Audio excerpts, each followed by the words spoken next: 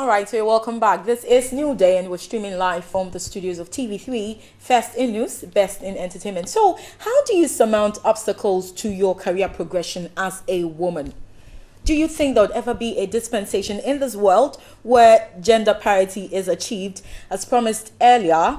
Well, ace broadcaster, consummate media practitioner, women's empowerment advocate, wife and mother, and I don't know why I brought those last. Madame Anita Erskine is here also. You're welcome. Thank you very much. Bonjour et bienvenue. Bonjour. Merci beaucoup, ma sœur, ça va? Très bien, merci. Tu parles bien français. Je parle aussi, mais je parle un peu. Je ne parle pas bien français. Ça va bien. Yeah, I thought you were going to continue. Then you'd have lost me. I'm glad you ended it there.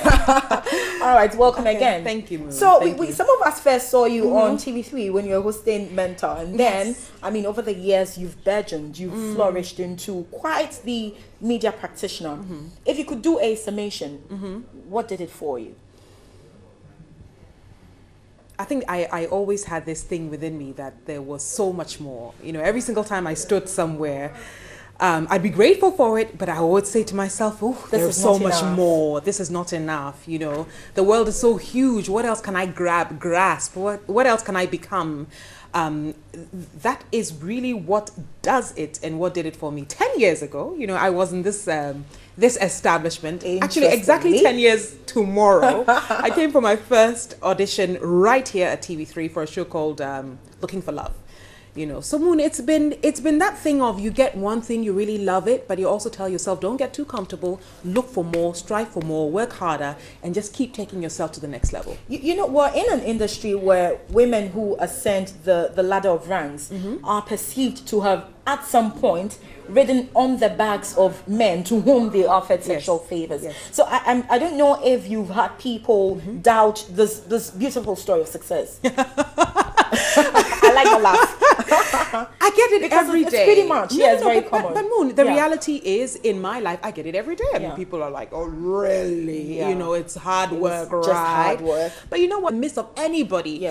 And I will say, no man or woman, you know, made me feel that I needed to give them what is wrong or against my principles in order for me to be given an opportunity that was due to me. So, you know what? I get it all the time. And yes, naturally, we live in a society. So I'm always prepared for the assumption that someone thinks that I didn't do it on my own. Because unfortunately, there's an ounce of truth in this, not just in this practice, but in other practices. In the world. Yes. In the world. It's not unique to the media. It's globally, you know, there's always, as human as we are, we always want to cut corners, as human as we are. And so sometimes people think that, listen, if I just go this route, or if I take this journey or this direction or this road, I will get where I want to get to faster. Okay, but more than ever before, now that you mentioned global, more than ever before, I think globally we have, you know, more women rubbing shoulders with men in respectable positions. I mean, today we have 4 women in the running to becoming the next UN Secretary General. Is this indicative of the fact that we've arrived? 1995 is where I want to take this conversation. Beijing conference, and of course we had Her Excellency Nana Kunedo Ajimon-Rawlings there. I spoke to her a few weeks back talking about, you know, where women are going. No, we haven't arrived. The journey started then, and even before that. We've only just formalized it. We've only just now learned to be proud about talking about it. We've only now learned not to be too worried that someone would say, oh, she's too masculine, or she's too whatever it is to be doing this. We've only now learned how to stand up, stand straight, and square our shoulders and say, you know what? I can also do this, not because I'm in competition with you as a man, but because I'm intelligent, because I'm educated, and because I have so much more to offer my world. So no, we haven't arrived. We've only just started scratching the surface. But how far can we go, Anita? Because by our constitution as women, by our makeup, you know, by what God has made us, we put to birth, we give life. We are the primary caregivers of our children, of our elderly and infirmed relatives. That means that women can only pursue their careers, you know, on a part-time basis, whilst their male counterparts are doing that full-time. That right there almost suggests that it's absolutely impossible to ever be a par, doesn't it? It's impossible for you? Is it impossible to you or for you as a person? Does Moon think that it's impossible for her to be one day the CEO of TV3? I usually operate by a different set of rules. So I would like us to speak for majority of women. No, but then you form part of the majority. You as one person, you are part of the millions. Yes. So if you tell me... Just a minute part. No problem. But little tiny bits of minute parts make the whole movement. So if you tell me that it is impossible because eventually you want to start having children and you want to get married, etc., I would say, okay, then Moon, then but maybe... do you see the logic in that argument people put up? No, I don't. But Moon, that is why I need us to have this conversation from a personal angle. It's just as men these days, some men are saying that, you know what, I want to sit back because I believe my wife can run the home. I believe my wife, with her passion and her drive, whatever it is, can become the CEO of her company, XYZ. I don't want to look at it from a general perspective. We've been doing that all our lives, looking at issues from a society's perspective, a general perspective. And that is why, yes. Yeah. But then, Moon, I'm so sorry that I look at it this way. A woman can be whatever she wants to be. A woman can be at par with a man if it is her personal choice. Society cannot force her to be it. Does it matter to you that even if a woman can ever be at par, you know, even we can ever achieve gender parity, it would be because women have to work perhaps thrice as hard? I don't see how women have to work thrice as hard.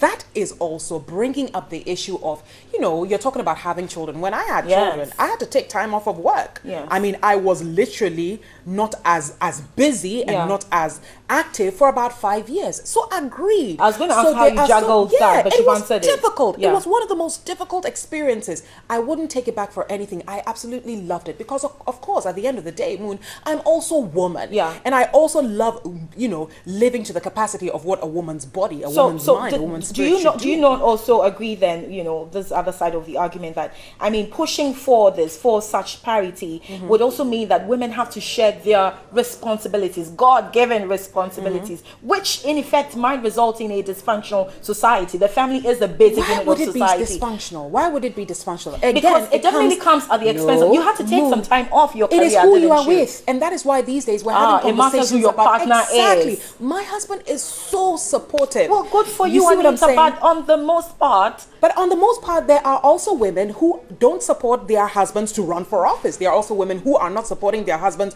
to be traveling around the world, accomplishing their dreams. The bottom line is when you break everything down, it comes right down to the human being, to that person. To the woman herself. When it comes to the woman herself, it comes down to what she wants to accomplish. And that is why I'm always pushing for empowering young girls. They have to understand at their age, at 10, 11, 12, 13, 14, that what they want to be is their choice. And that's the whole purpose of empowerment. Quickly, the reasons for women's seeming inability to get to the high echelon is, I suppose, they are multidimensional and very much dependent on the cultural settings. For instance, in the US, you'd find that where it may be easier for women to, you know, be at par with men, with their male counterparts in senior management positions, etc., there's some inequality as regards pay. A woman earns only 72 cents to every dollar a man earns. What are the peculiarities here in Ghana? What has come to your observation? Education, number one, education. And that's why we've been fighting for girls to be educated. And I always say this very respectfully to the men in power,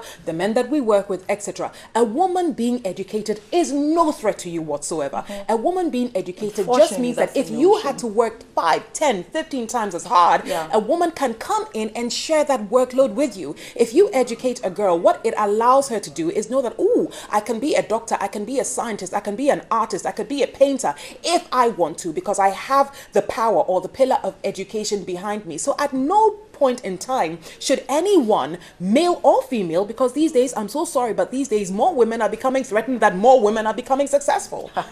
You know what I mean? That's that notion, so, women being their own enemies. So that is why, for me, with a lot of conversations I'm having today, a lot of interviews. Been your experience? It has been women trying to pull you down. It has been my experience. And that's why I'm saying, don't even start the conversation by saying that, oh, can we achieve parity? Within the army of women, within the group, the society of women, are we supporting each other? Moon, can I honestly say that I'm going to support Moon if she came to me and said, Anita, I want to run for president and I want you to run my communications for me? Can I sit back and say, okay, fine, Moon, I will do it for you?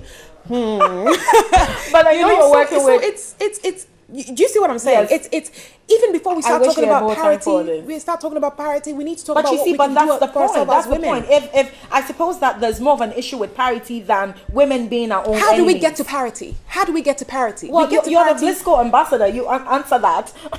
You had to throw that in there, didn't you? You know, we get to parity by doing a little bit of the work for ourselves, within ourselves, by ourselves. Supporting Prepare ourselves. ourselves. You can't achieve parity if you're not prepared. Parity means you have to be prepared. And Are if we you're prepared not as prepared, women now? not yet. Not yet. Not yet. Preparation is also mental. That's a big worry. Why is it a worry? If we're not yet ready. What do you want that's a big parity worry. tomorrow? I wish to God I could have it tomorrow. Well, work at it. Working is what All where right, the so juice this is in line with what you're doing as Blisco Exactly. ambassador. I have to go to that because we have to wrap up now. Of course, I know. So what's the project you're working on with So, Blisco? you know, Blisco is celebrating 170 Yes, and you look years. beautiful in Thank you very that. much. And my Blisco, my daytime Blisco. 170 years. And the theme is empowering women. So in my corner, I mean, there are 8 of us who've been selected as brand ambassadors for the continent of Africa. Okay. In my corner, I chose to focus on education. So I have one young girl hailing from Tamale. Her name is Najat, and she has enrolled at Webster University. My focus is Fantastic. making sure, my focus is making sure that in my life, in my business, in my journey, I empower as many girls as possible through education. That's my focus. So that is what Blisco I is think allowing we have me to do. we have to follow up on this. I think we'll have Absolutely. to get Absolutely. you here again. Would be great. Yes, if you don't mind. There's a lot we should We trash. should. All right. So that's it. Thank you so much, Madame. I know you don't Why like do it you when call I me call you Madame? Just Madame. call me I'm just Anita. giving you that. Thank you, Madame Moon. Anita. Thank you, Erskine. Madam Moon.